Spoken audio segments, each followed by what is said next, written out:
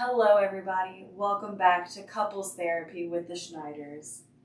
We are here with the next person evicted from Greenhouse Season 8, Coconut Tree, in parentheses, context, Maddie L. Yeah. Talk us through it, baby. What happened? I don't know, because I think in the beginning rounds, I had a good feel for everybody. I thought that I was making good alliances. And then when the houses came back, the first round went okay. And then Jodie was when we were talking, it felt fine. To me, it felt fine. There wasn't a reason for him to want to put me up. And then he didn't say anything to me about it. He was like, oh yeah, might be some other people that I might want to put up. And then I went to go talk to Sean. Sean gave me his chip so I could go get a seed. And then I got immunity. And whenever Jodie went to nominate, you could tell he was hesitating. And I immediately thought he was going to put me up. And then after that round, John Michael pulled me aside and he was he told me he was going to put you up. And I was like, well, it's a good thing I got immunity that round. And then this past round, I was in pure survival mode. I was just trying to do whatever I could to stay. And obviously, I knew that if I was going up against Maddie M, I was done. Mm-hmm. She just had stronger alliances than me. This one was tough because no one necessarily nominated you. Yeah. Your season 2 curse potentially coming back to bite you 6 seasons later. I want to count on how many times I've been put up for banishment and nominated, because it's a high number. And I would like to argue that it's probably the most. It's certainly close, if not the most. Yeah. You do have Brody to contend with. He's also, he's pretty bad at the game. That's true. And so he's been nominated an awful lot.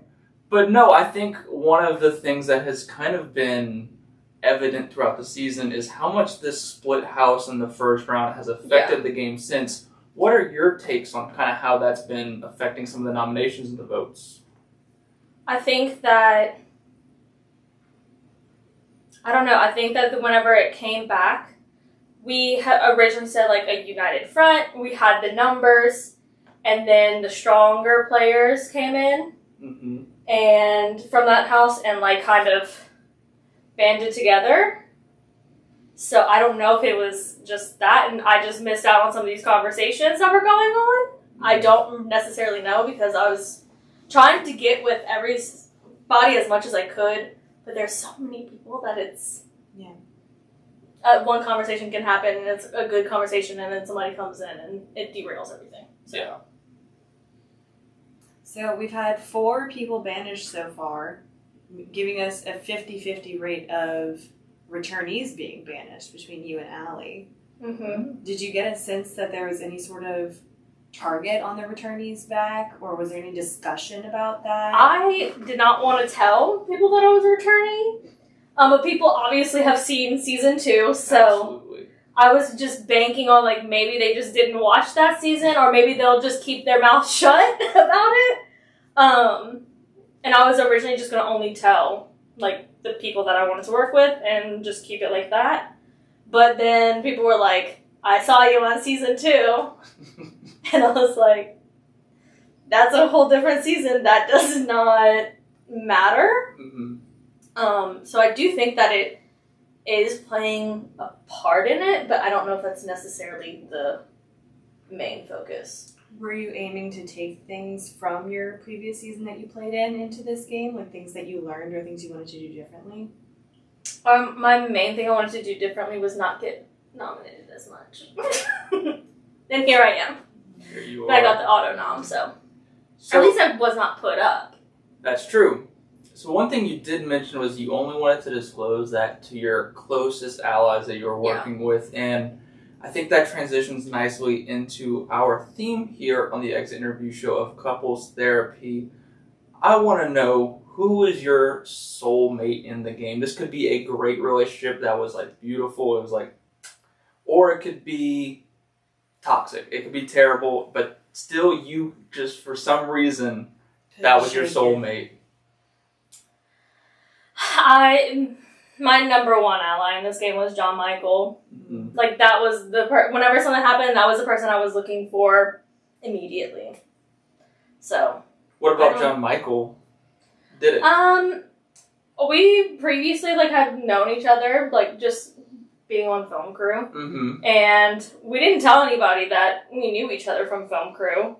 But, like, we had agreed that, like, we thought that, like, we could work really well together. Yeah. So coming in, like, because our personalities meshed, and I felt that we could, like, go and, like, separate and still come back and still be just as strong. Gotcha.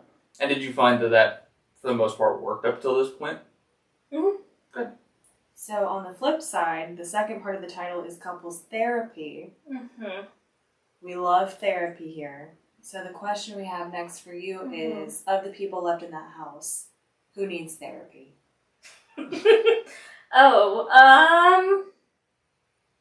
It's just maybe they're cracked, maybe they just need a little straightening out, maybe they're a little unhinged, causing chaos. Well,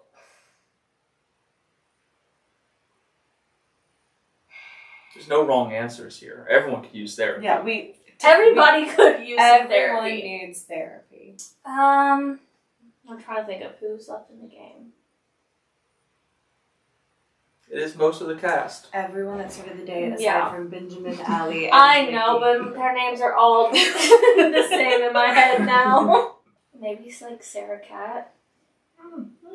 Because whenever I was trying to talk to people, people were like, I need to talk to Sarah Cat. I need to talk to Sarah Cat.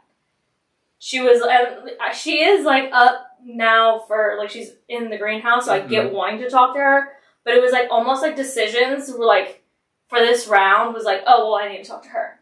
Like she was the head honcho making the final call. Yeah. Interesting. And I love her, but Well, S-Cat I really wish I could have worked with her.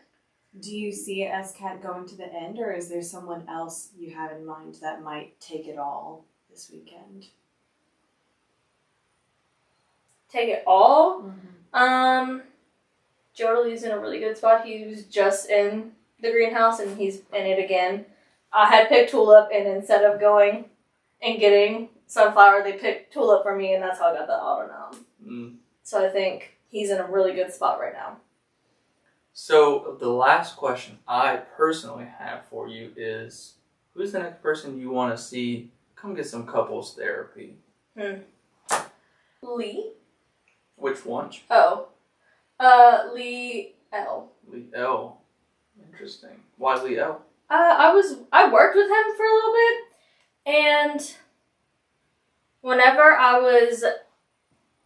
felt really good about him, but for some reason I just don't know if I can count that he voted for me, because like certain people said, oh no, like I'm voting for you to stay, and based off the numbers, I might be wrong. One of those people probably lied to me, and if they did, I'm sorry, Lee. I hope that you say that you didn't lie to me. But your gut's saying it might be Lee. It's either Lee or Noah. Interesting. All right. And I might change my answer. I think it's Noah. Noah needs to come. Noah could use some therapy. Yeah. Some couples therapy. Some couples therapy. My last question for you, to tie back into the question that you should have been asked in your intro. What do you think was stronger today? Your bark or your bite? Definitely my bark. Bark. Can we get a more rendition? Yeah, we could. Well, let's hear it back. You're changed now. You've been to therapy. You're in a better place. Let's hear it. That was an intimidating bark. I could see how that was definitely the one. Oh yeah. What would the bite have looked like? I'm not sure. Well, Maddie, do you have anything else that you would love to say to the people watching at home? No. I had fun. Like I hope I can come back and play, but. Well, Maddie, as always, we are thrilled to have had you here as long as we did. We wish it could be longer. Unfortunately, someone had to go. and this round it was you. But always a blast having you here. Always fun seeing your face. Love my season 2 castmates.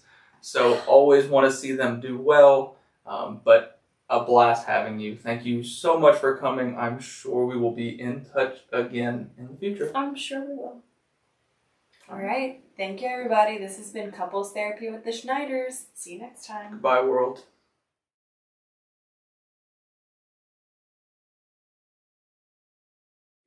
Hello, everybody, and welcome back to Couples Therapy with the Schneiders.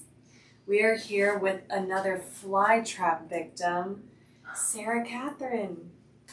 Talk us through it. What a wild round. Talk us through it. What happened? No, I think it was just a crazy round.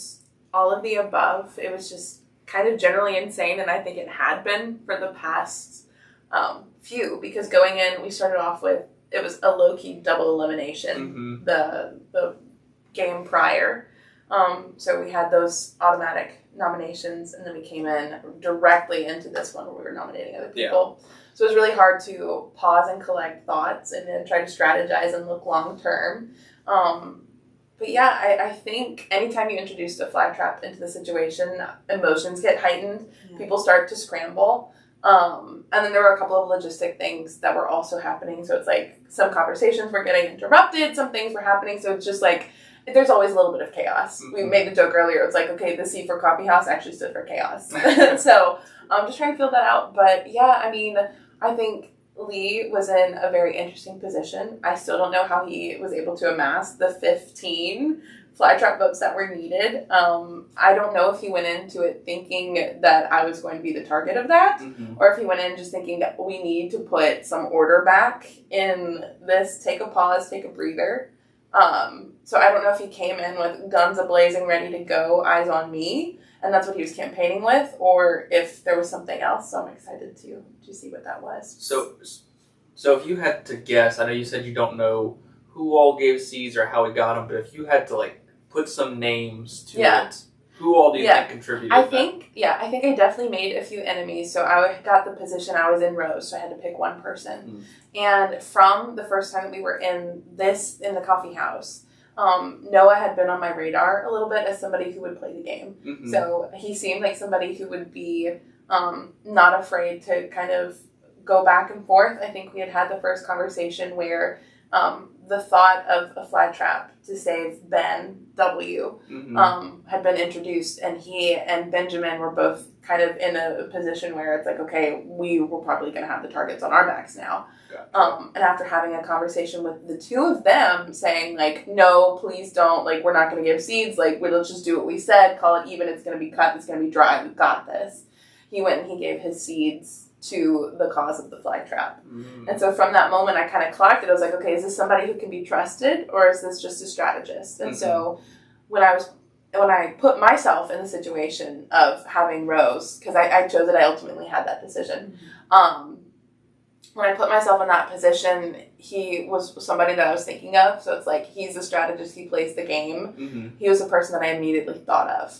And I wanted to feel out what other people were saying as well. So it's like, heard whispers that he is a very strong competitor in other live games that he's participated in before, has been known to like be kind of bold in what he does. So I wanted to suss out a few of those things to see what would happen there, what other people were thinking, and to see if I would have the votes to get him off. Because I know if you come for a player as strong as he appears, you're going to need to get him. It needs to be successful. Yeah, it needs to be successful.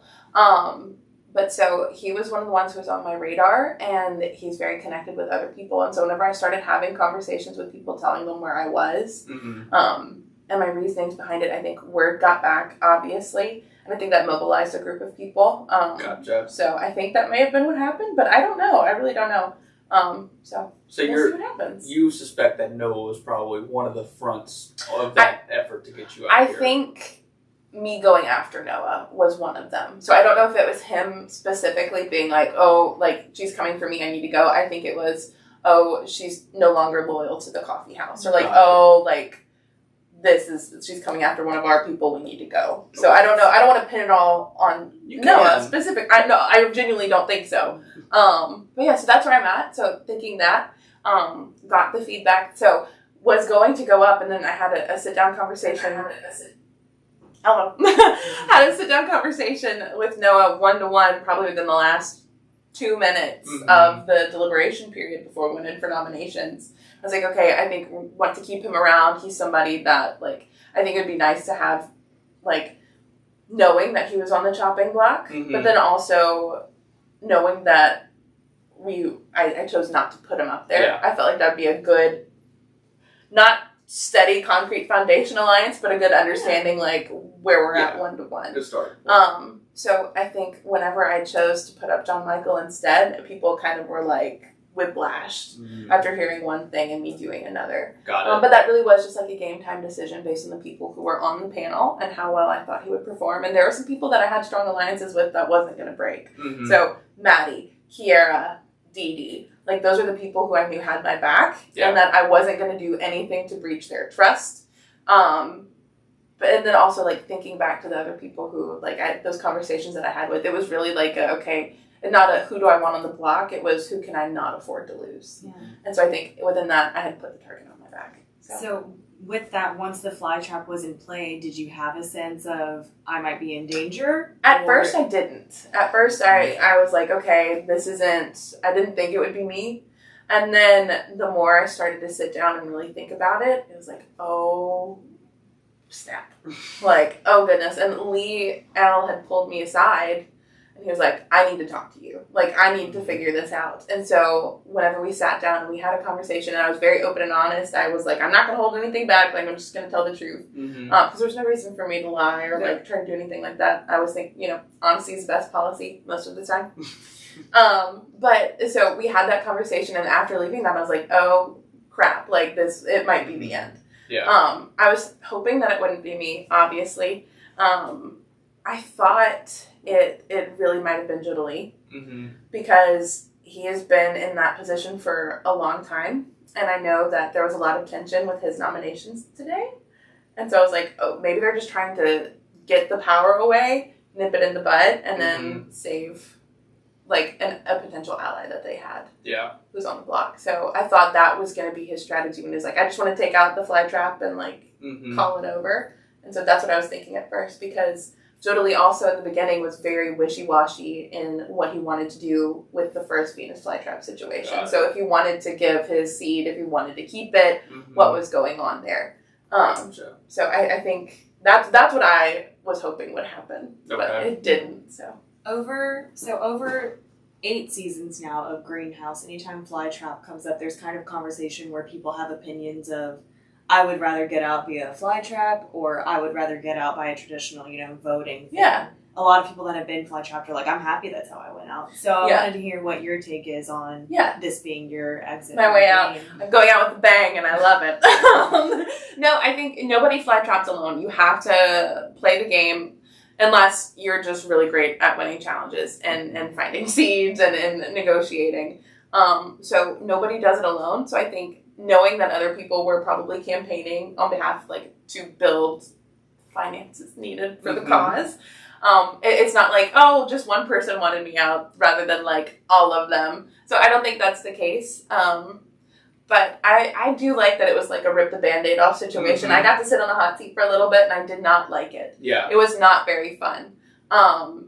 And so I like the way that I went out. I think it was unexpected for me. Maybe that's just because I didn't see the conversations happening. And everybody else could think that, oh, no, this is a long time coming. But no, so I was happy that I got out with the fly trap. I think I can walk out of this game with my head held high, knowing that I gave it my best and I tried to do the best that I could do in the situation. And I do believe you getting fly trapped with a flower power, once again, I think I will never make a generalized statement saying all, but I think almost all, at the very least, or the ones that I'm aware of, all the fly traps that have been used in that sense have been on someone who was in power.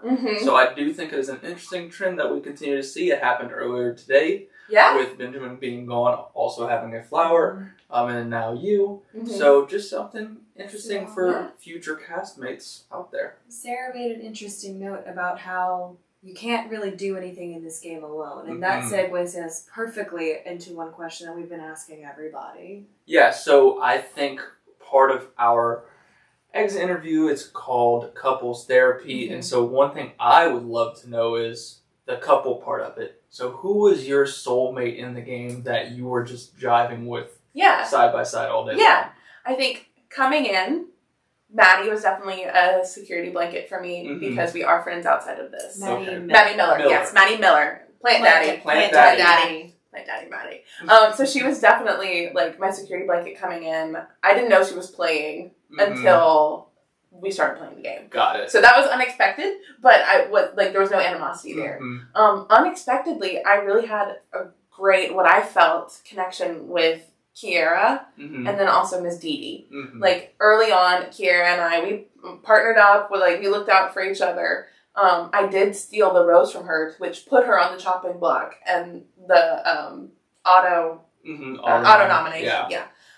So I felt like that tested us a little bit, or it tested us a lot. Yeah. And I whenever I was making that steal, I was like, just trust, and I trust you, and I trust your gameplay, and I think we're gonna do well.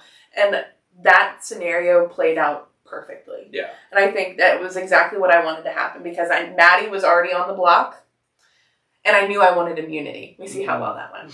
But I knew that I wanted immunity because I had just come from the hot seat. Yeah.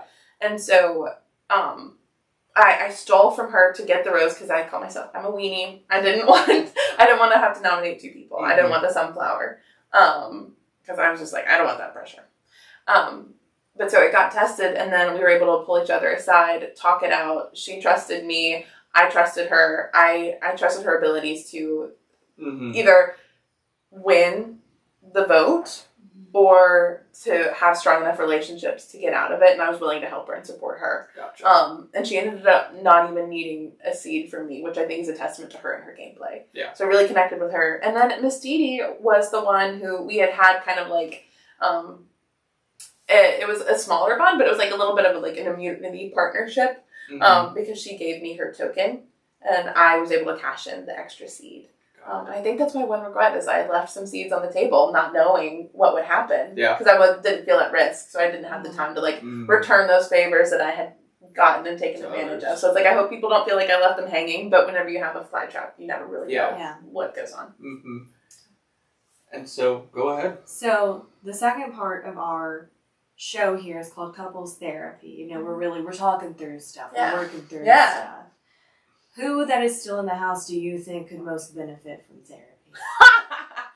Oh, that's a wonderful question. Can I say myself? No. No? Okay. No, that's a deep answer, but that's a great. Who has a screw loose? Who maybe needs to be straightened out a little bit? Yeah, I think, honestly, after talking with Lee a little bit, he seemed very stressed and very uneasy, and I don't know if it was just because he was talking to me before he was going to fly trap me or not, but I think he just needs that sounding board, that person to talk to, an unbiased opinion. So I think, legitimately speaking, just somebody to just vent it out to, because I think that we're all really looking for that. We all need that. Yeah. But yeah, so I mean, when you've got the fly trap, that's a very sticky situation, and I don't know what kind of favors he. I don't know what kind of deals he struck to amass the 15 that he needed. So, going through trying to make good on those deals, I think it's just, I don't know. I would be stressed in that situation, so I would probably want to go to therapy after that. But and everyone can use therapy. Therapy is always good. Amen. For everybody, in and out of the game. So, y'all, reach out to your therapist. So, slightly related, but slightly different question. Who would you like to see get some couples therapy next? Oh, okay.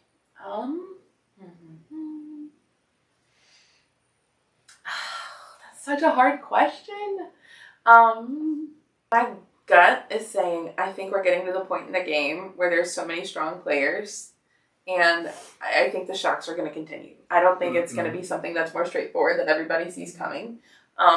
So I think, we're gonna start being surprised. If I was still in the house, the person that would be on my radar the most would be totally. Just because they've been in power for quite some time. They've had a lot of times that they've been able to talk with a lot of people and build those relationships. And so I would want them out of the house. Jodie, Totally. be on the lookout because we got some people wishing to see you over here soon. But y'all are delightful, so Thank you. I have one more question. Go ahead. Brody can wrap it up. We like to tie it back to the intro, make it a little full circle moment. What do you think was stronger today, your bark or your bite? Probably my bark. Ooh. And it looks like they're not Pepsi people. Well, let's bring it back to that bark.